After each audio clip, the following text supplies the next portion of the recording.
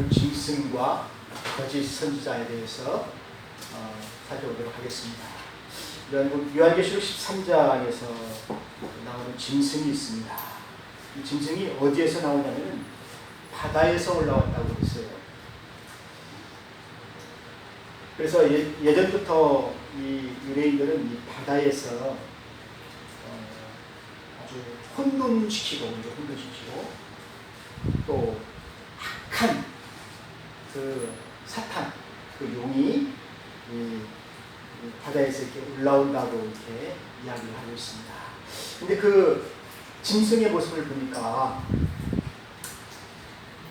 뿔이 열이에요, 뿔이 열. 이 뿔은 권세를 나타내거든요. 그러니까 10개니까 세상의 완전 숫자잖아요. 아주 큰 권세를 가지고 있는 것을 볼 수가 있습니다. 그리고 또 머리가 7입니다. 지혜롭다는 거예요. 지혜롭고 큰 권세를 가지고 있는 이러한 짐승이 땅에서 올라오는 것이 아니라 바다에서 올라왔다는 거예요. 근데 그 모습을 사도 요한이 자세히 보았는데 표범과 비슷하다.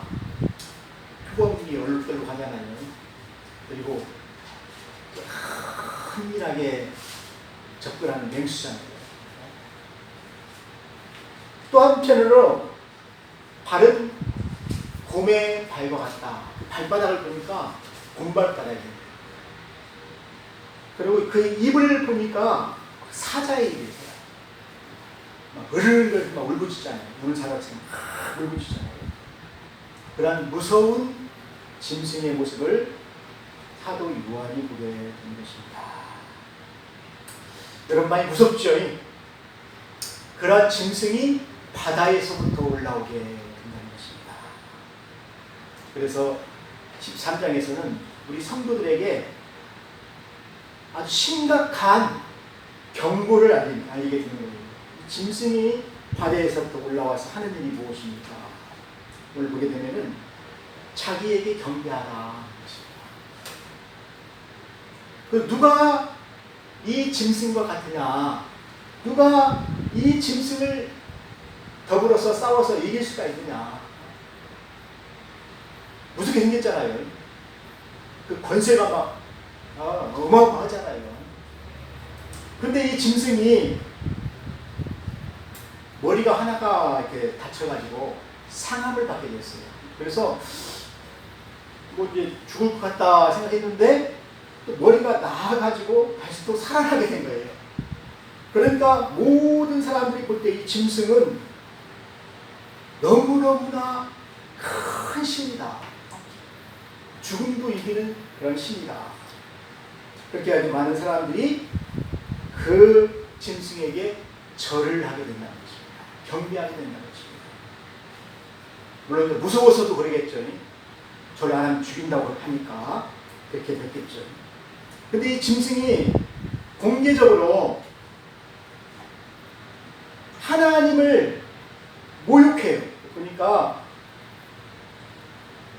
그가 42달 동안 하나님을 모독하는 그런 권세를 받았어요. 그래서 입으로 하나님을 이렇게 모독을 하는데 어떻게 모독을 하냐면은 하나님의 이름과 그 장막에 사는 하늘에 사는 자들을 비방하더라. 하나님의 성도들, 백성들, 그 교회를 비방하는 것입니다. 그리고 하나님께 욕을 하는 거예요. 오늘날 그 불신자들을 보게 되면은 하나님께 대해 겁이 없죠. 막 욕을 하고 신문, 방송 매체들 보게 되면은 교회를 비판하고 막 욕을 하잖아요. 그런 식으로 하늘에 사는 우리 거룩한 성도들을 비방한다는 것입니다. 하나님을 욕한다는 것입니다. 그리고 권세를 받아서 성도들과 싸우려고 한다는 거예요. 교회를 핍박한다는 것입니다. 그래서 교회에 나가서 예배드리게 되면은 핍박을 하는 것이죠. 교회 못 나가게 하는 것이죠. 여러분 북한을 한번 보세요. 북한을 보게 되면은 그 평양의 예루살렘이라고 그랬습니다. 얼마나 교회가 많으면은 예루살렘 같았겠습니까? 하나님의 백성들이 많았다는 거예요. 그런데 공산화 되었잖아요. 그래서 이 빨갱이들이 교회의 문을 닫고 불지르고 또 그리스도인들을 다 죽이고 다 몰아냈습니다. 그래서 무서워서 예배를 못 드리고 지하로 들어가게 돼요. 지하 교회에서 가정 예배를 드리고. 그리고 나머지들은 또 이렇게 피난 와서 남으로 이렇게 와서 남쪽에서 목회를 하고 교회를 지키는 그게 된 것입니다. 오늘 말씀을 보게 되면은 짐승이 그런다요. 짐승이 그런 시대를 만들어가지고 교회를 핍박하게 됩니다. 그리고 이 짐승이 일할 권세를 얻어요. 42달 동안 아주 과장되고 신성 모독을 하게 돼요. 하나님을 모독하게 돼요. 그리고 하나님의 백성들을 비방하는 그런 권세를 갖게 되었다는 이야기입니다. 그래서 여기 보게 되면은 이 짐승은 아주 악독한 것을 볼 수가 있어요. 오늘날도 보게 되면은 그 전체주의, 공산주의 이런 나라들 보게 되면 지도자들이 독재를 하잖아요. 여러분 소련 한번 보세요. 러시아를 한번 보세요. 전쟁이 지금 뭐 5년, 4년인가요? 5년인가요? 전쟁이 안 끝나잖아요. 왜 그렇습니까? 독재자들이 그렇게 만들었어요. 전쟁으로 끝마치면 자기들 재판받아야 되니까. 이스라엘 네타냐후도 보세요. 휴전협상까지 다 해놓고 또 공격하잖아요. 이게 사람입니까? 짐승입니까? 짐승 그렇다고 짐승만 예. 그런 그 지도자들이 나오게 된다는 거예요. 여러분 북한을 보세요. 북한은 감시체제입니다. 감시체제. 5가정에 꼭 이렇게 만들어가지고 서로 감시를 하게 되는 거예요. 그래서 거기서 말 한마디 잘못하게 되면 어떻게 됩니까? 옆 사람이 고발을 해가지고 옆 사람은 상을 받고 그 사람은 어떻게 돼요? 감옥에 가게 됩니다. 그러니 뭐 자유가 있습니까? 민주가 있습니까? 김정은이가 이렇게 손 들이면 다 손 들어야 돼요. 김정은이 나타나면 다 박수 쳐야 돼요. 거기서 졸았다 말했는데 끌려가는 거예요. 그런 사회가 바로 전체주의라는 사회라는 것입니다. 파쇼국 파쇼. 그런 그 지도자가 바로 적 그리스도가 나타납니다. 적 그리스도가 나타나서 하나님을 비방하고 성도들을 싸워서 성도들을 다 핍박하는 거예요. 교회를 다 완전히 잔해하는 거예요. 이러한 그 역사가 뭐 이 북한에만 있는 것이 아니고 모든 공산주의 국가에서도 많이 있었고 중국에서도 좀 많이 있죠. 성도를 다 쫓아내고 지하교회를 핍박하고 그러잖아요. 그래서 이 짐승은 어떻게 해서든지 하나님께 경배를 못하게 하는 거예요. 또 하나님께 영광을 찬양을 드리지 못하게 하고 그것을 자기에게 돌리게 하는 것입니다. 자기에게 경배하라. 자기를 찬양하라. 그리고 자기에게 뭐 나쁜 말 하는 사람, 자기 말 안 듣는 사람, 경배하지 않는 사람들이 이제 다 죽여라 하는 그런 시대가 오게 된다는 것입니다. 여러분 그 시대가 오면 좋겠습니까? 안 오면 좋겠습니까? 오면 참 힘들죠. 신앙생활하기 참 힘든데 그런 세상이 앞으로 오게 된다는 것입니다. 그러니까 우리는 오직 예수의 신앙으로 믿음을 가지고 그 순교적 각오를 가지고 신앙생활을 해야 그 시대를 맞이할 수가 있다는 그런 이야기예요. 오늘 이야기가. 사랑하는 성도 여러분, 데살로니가 전서 2장에 사도 바울이 이렇게 예언을 했어요. 이 불법의 이 적 그리스도가 이미 활동하였으나 그것이 아직 드러내놓고 이렇게 그들이 나오지는 않았어요. 부분적으로 나왔어요. 북한에서도 나오고 로마에서도 나오고 중국에서도 나오고 러시아에서도 나오고 온 세상에 그런 것이 이 적그리스도가 나오긴 했는데 이제 마지막 때에는 이 적그리스도가 나타난다는 것입니다. 그것도 당당하게. 여기 보니까 아주 큰 목소리를 내죠. 아주 그 아주 크게 역사하시는 것입니다. 그래서 할 수만 있으면은 사랑하는 성도들을 다 핍박하고 교회를 잔해하는 것이죠. 그 잔인성이 오늘 나타났잖아요. 표범 같고 곰 발바닥 같고 사자의 입 같다. 잔인하다는 것입니다. 사랑하는 성도 여러분, 그런데 그 뿌리에 10개의 멸류관이 있어요. 근데 그 멸류관 위에는 하나님을 모독하는 것이에요. 그 권세를 가지고 하나님을 모독하는 거예요. 그래서 많은 사람들이 그 짐승에게 무서워서 절을 한다는 것입니다. 또 예수님을 배반하고 그 짐승에게 가서 경배하게 된다는 것입니다. 찬양하게 된다는 것입니다. 북한에 얼마나 많은 교회들이 있었습니까? 그런데 그 많은 사람들이 다 어디 갔어요? 다 김일성 찬양하고 김일성 얘기를 전하고 만수대 가서 이렇게 분양하고 그러잖아요. 그렇게 변한다는 것입니다. 사랑하는 성도 여러분, 그렇지만 이 짐승은 큰 말과 하나님을 비방하는 말을 하면서 성도들을 싸워서 이기는 것 같아요. 온 세상을 다스리는 권세를 받게 되는 거예요. 근데 그 기간이 짧습니다. 제한적이에요. 42달 동안. 다니엘서에 예언되어 있는데 42달 동안, 3년 반 동안만 이 대환란이 그 적그리스도를 통하여서 나타나게 된다는 것입니다. 그래서 요한이 하늘에서 들리는 소리를 들었어요. 소리를 잘 들어보니까 포로 될 자는 포로가 될 것이다. 적그리스도에게 포로가 된다는 것입니다. 그리고 칼에 죽는 자는 마땅히 칼에 죽을 것이다. 그러한 시대가 온다는 것입니다. 지금까지는 성령이 우리를 보호하시고 교회를 보호하시고 했는데 이제 그 울타리가 없어졌어요. 보호의 울타리가. 그래서 사람들이 포로가 되고 감옥에 가고 칼에 맞아 죽고. 그래서 우리 성도들은 무엇이 필요하냐면은 인내가 필요하다는 거예요. 그 어려운 시를 겪어야 됩니다. 감옥에 가야 됩니다. 인내가 필요하고 믿음이 필요하다는 것입니다. 근데 하나님은 그것을 기다리신다는 것입니다. 우리의 믿음과 인내를 기다리신다.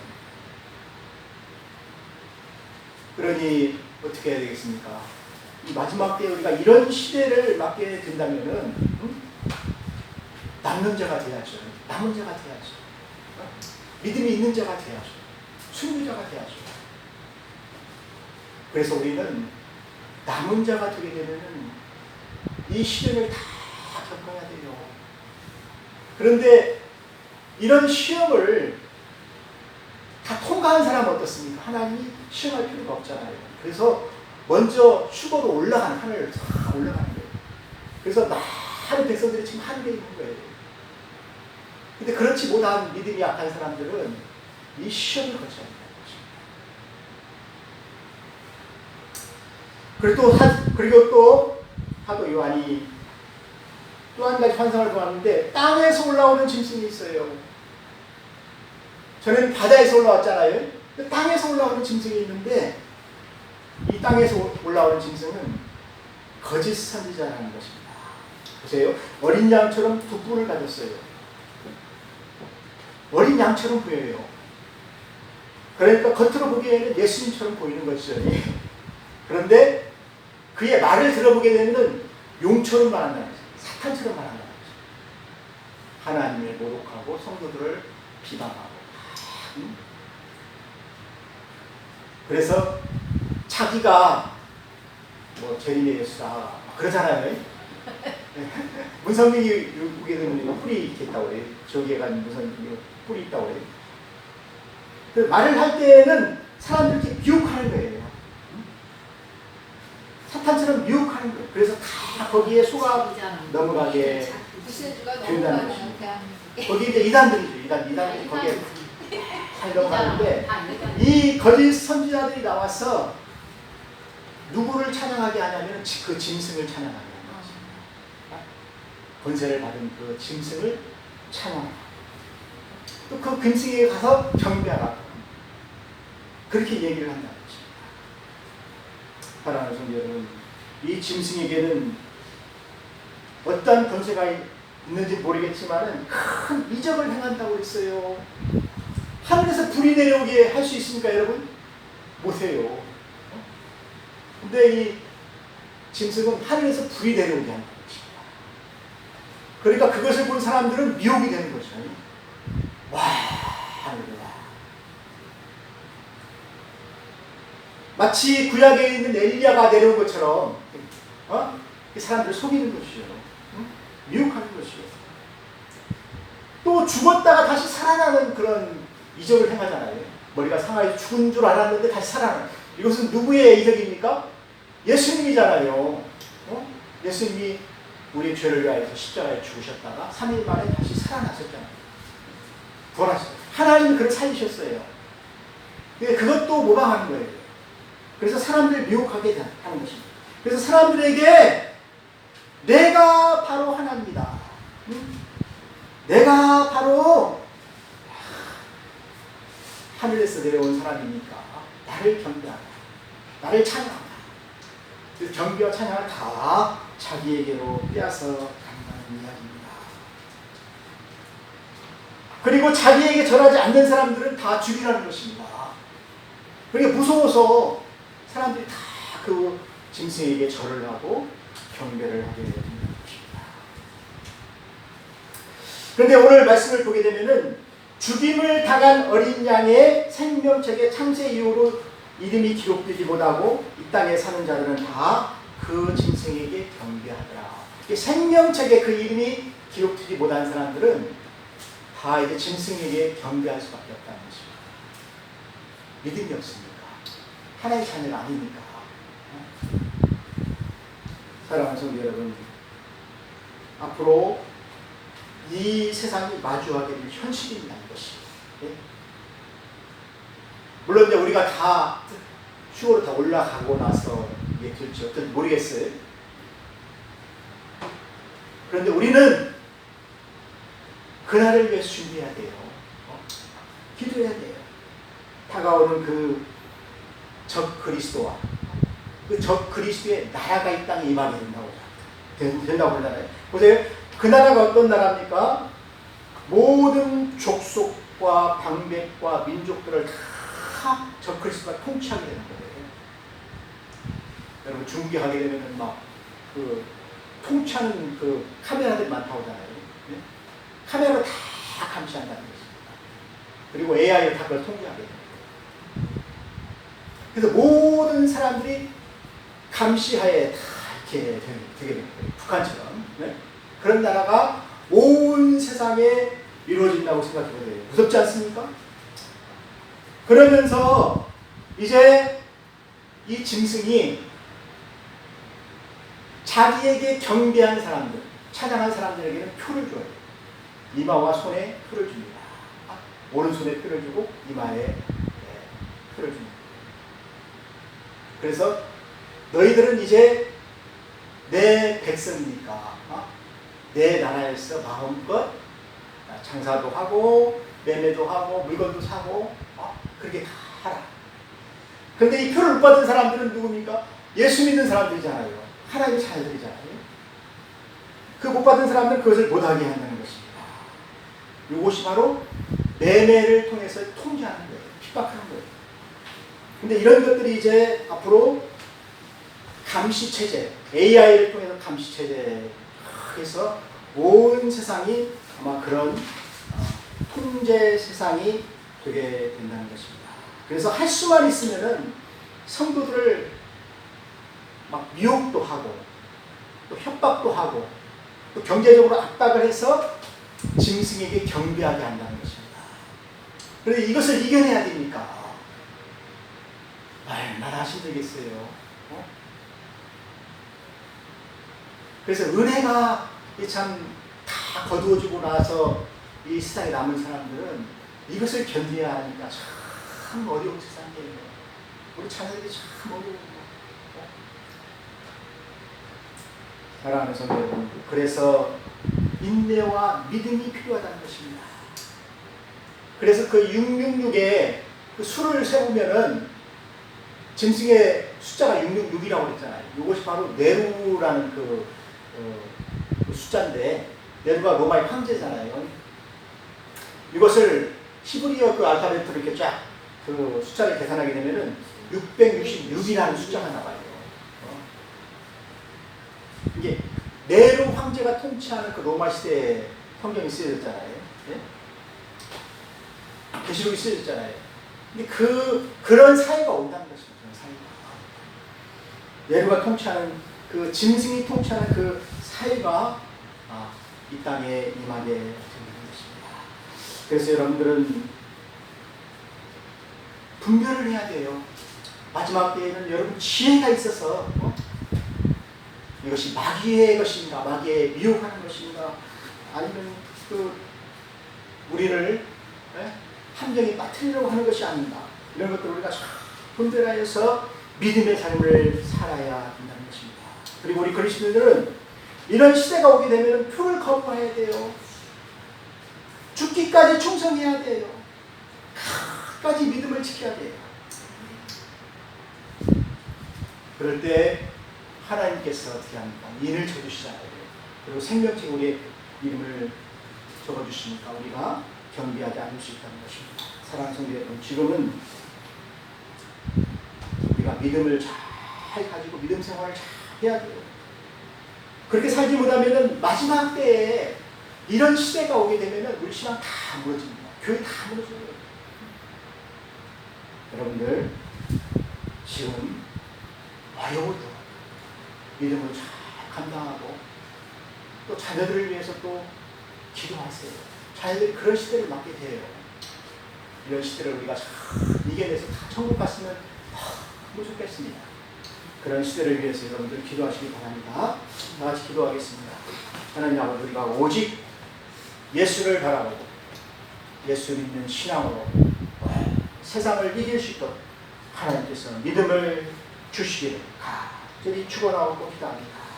앞으로 올 이 어마어마한 이 사탄의 세상에서 우리가 믿음으로 다 이겨내고 주님께 갈 수 있도록 하나님 도와주시옵소서. 예수님의 이름으로 기도하였습니다. 아멘.